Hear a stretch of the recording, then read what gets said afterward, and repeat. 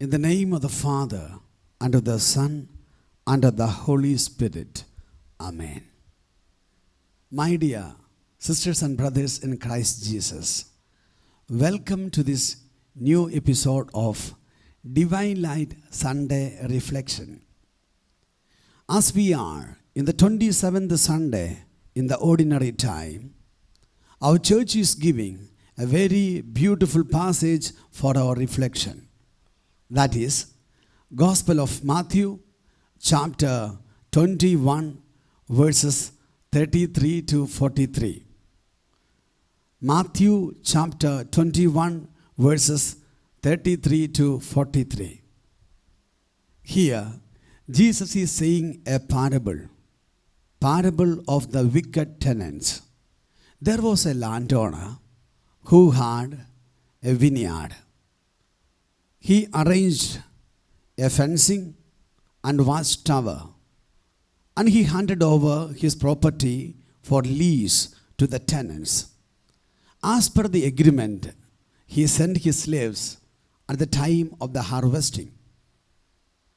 But instead of giving the share, they started mistreating them, stoning at them, and for some they killed. Yet more people he sent. The same was repeated. At the end, the owner was thinking, let me send my only son.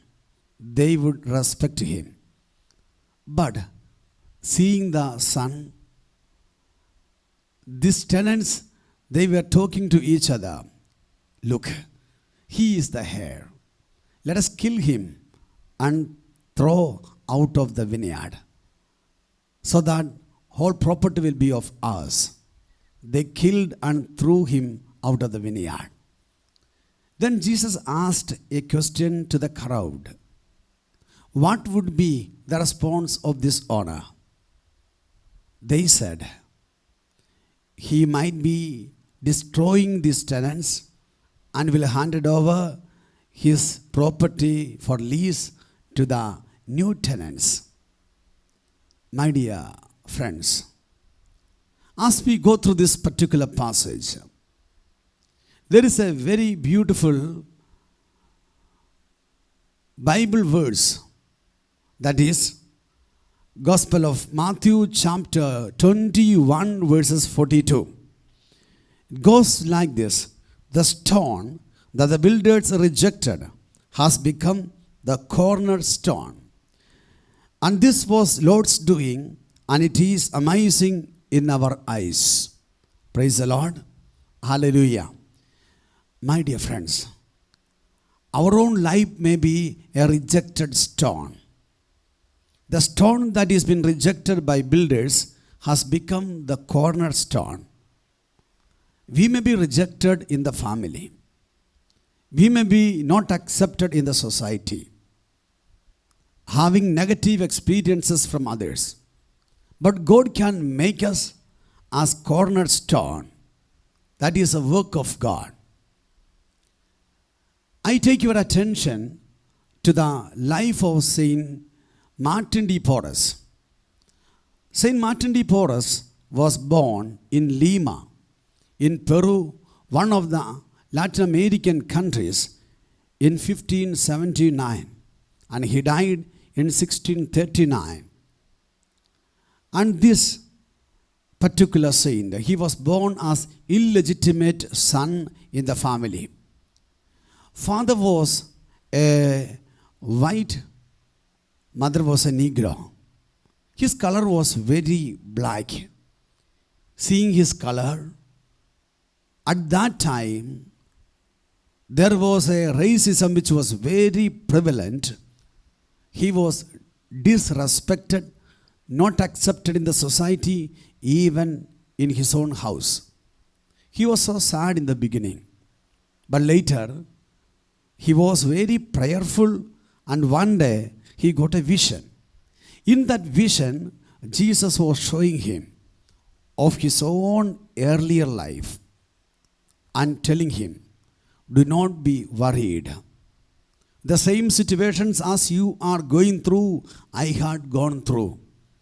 I am with you. And he reflected on the life of Jesus. Jesus also might be called as illegitimate son, might be blamed by others. Family was accused. The time he was arrested, all his disciples ran away. He was left alone in many times. And Jesus was telling that I am there for you in your suffering. This was a great boost for him. Whenever the similar situation comes, he started seeing very positively. He started loving others, helping others, and serving others. Praise the Lord. Hallelujah. Hallelujah. Later, he joined in the lay brotherhood of Dominican Third Order. Even in the seminary, same situation he had. White and black difference. He was not allowed to sit with the white. They were disrespecting, was accusing, blaming. Many other problems he had gone through. There was all the possibility for him to become another Hitler, because as normal, wounds will create wounds. Instead of creating more wounds, he started healing the wounds of others. Instead of hating them, he started loving them, helping them, understanding them. Slowly, the situation changed. People started loving him. At the time of his death, the whole city of Lima cried. Viceroy and Archbishop, they were carrying the coffin of Saint Martin de Porres. My dear friends, look at the life of this great saint. Even though there was negative and bitter experiences, God made us a cornerstone. Word of God tells that the stone which has been rejected by the builders has become cornerstone. Praise the Lord. Hallelujah. Hallelujah. In the 1 Samuel chapter 16 verses 1 onwards, we read, once God rejected the king Saul from the sight of God, God communicated the message to prophet Samuel that you go to the house of Jesse. I have selected one of the children as the future king of Israel. He went and communicated. Father of the house, Jesse, was very happy. He presented all the children. All the 7 children came in front of him. And here the prophet was confused, because all the 7 were fit enough to become the future king. Handsome, good in structure. But the words of God came to him. None of them that I have accepted and selected. Ask him, any more sons you have? And here the prophet asked to the father, do you have any more sons? That was the time that the Jesse remembered. Yes, I have one more, I forgot. But he is not here. He is in the forest with the sheep. He is a shepherd, uneducated, not being considered equal with other children. But God selected him as the future king. Therefore, King David was fully convinced that he became the king not because of his own talents and capacity. Rather, it is just the gift of God. That is why he wrote like this: the Lord is my shepherd, nothing shall I want. The Lord is my shepherd, nothing shall I want. My dear friends, look at here. What is the reason he was selected? The same exactly what happened in the Bible is being repeated. The stones that is been rejected by the builders has become the cornerstone.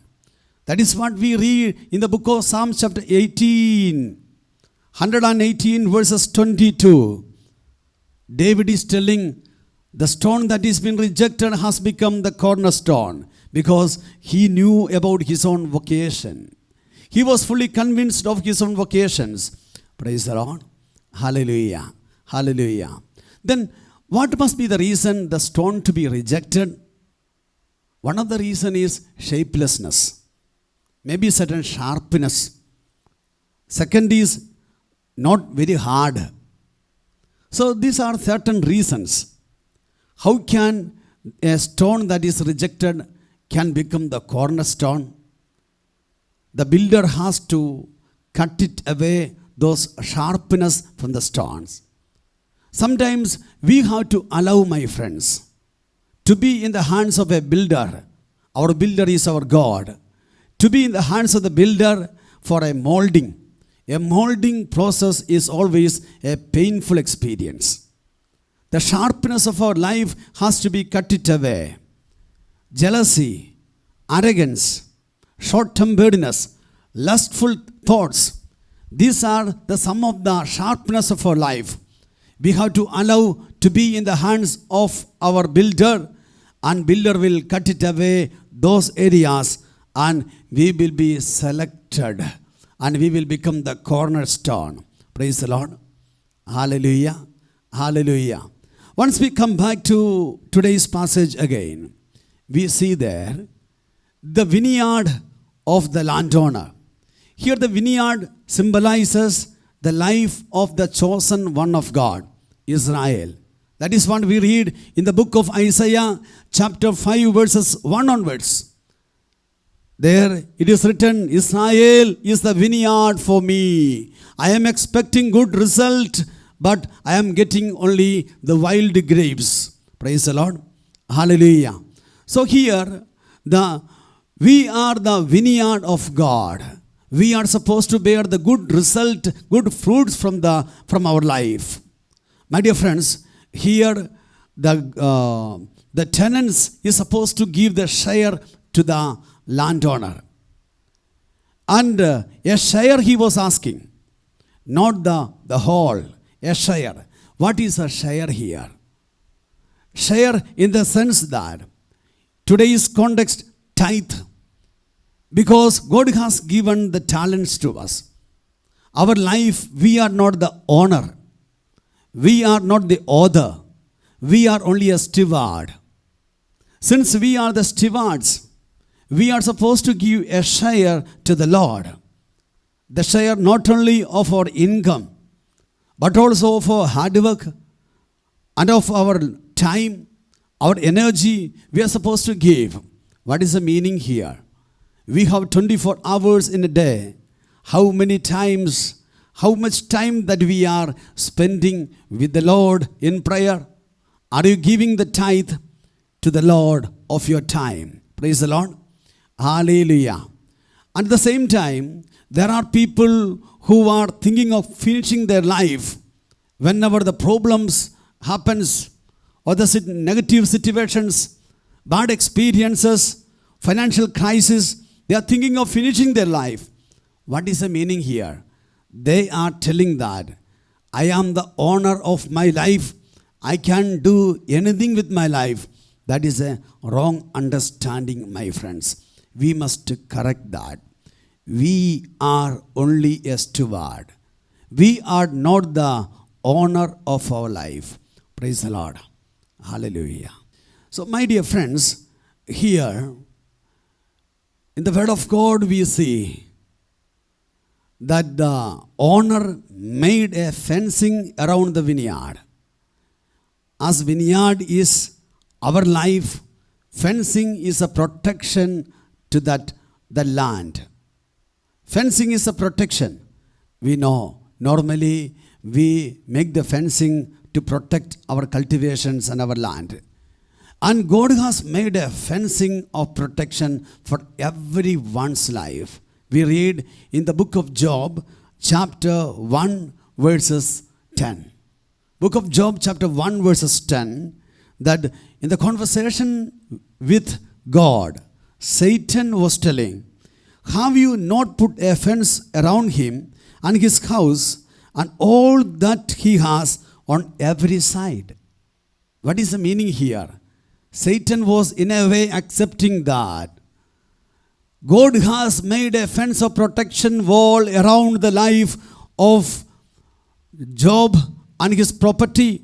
That is why Satan is not able to attack him.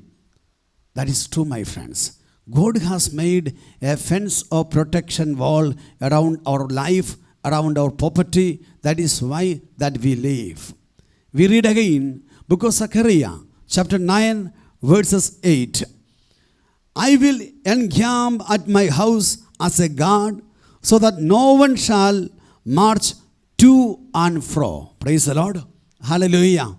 My dear friends, Lord is telling to us, God is giving everything and protecting our land, our life. We are here as we are thinking in the context of COVID-19 pandemic. Our life is alive till now. You are listening to the word of God. You are alive just because God is protecting our life. Therefore, let us thank Jesus for this. And God is asking, and we are supposed to give a share of our hard work, a share of our time, and a share of our life, because we are not the author, we are not the owner, we are just a steward of our life. Let us pray. Lord Jesus, we thank you for the message that you have given to us. We are not the owner of our life. We are just a steward. Lord, give the grace so that we may be able to give a share of our hard work, share of our time, share of our energy to you always. Bless me, Lord. We make this prayer through Christ our Lord. Amen.